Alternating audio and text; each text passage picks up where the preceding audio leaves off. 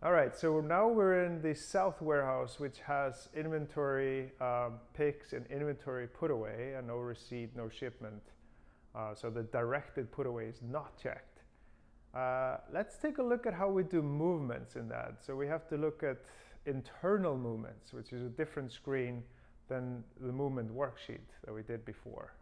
So just so we know how to move between a bin in the inventory pick and put away location.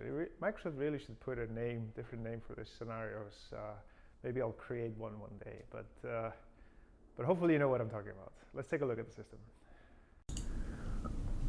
Okay, so how do we actually do a movement when we have require pick and require put away and not the directed put away checked? So if I go here into inventory or internal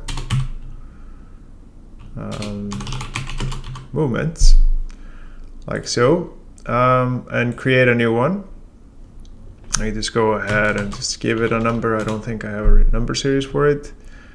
And I'll just pick an item. So I'll pick the item 1001 in storage 1. And I want to move that to storage 2 and just do 25. So now I can go ahead and create an inventory movement, and that creates inventory movement activity. So let's go ahead and take a look at that. And now I'm actually in the south location in this one, so it's different than the north location.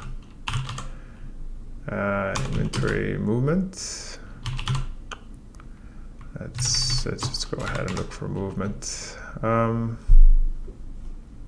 Like so, inventory movements. So you have all these movement worksheet, inventory movement, internal movement. So there's different things that you use for different scenarios. So I'm going to go into inventory movement. We created this one here for the south. Go right into that. I'm sorry, not this one, this one. We can see that now it's creating an inventory movement, just like we created from the worksheet. It's basically an activity. And I can go ahead and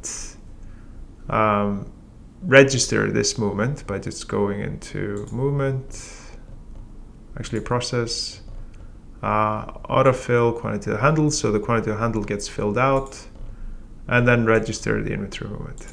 And now we've actually moved the inventory.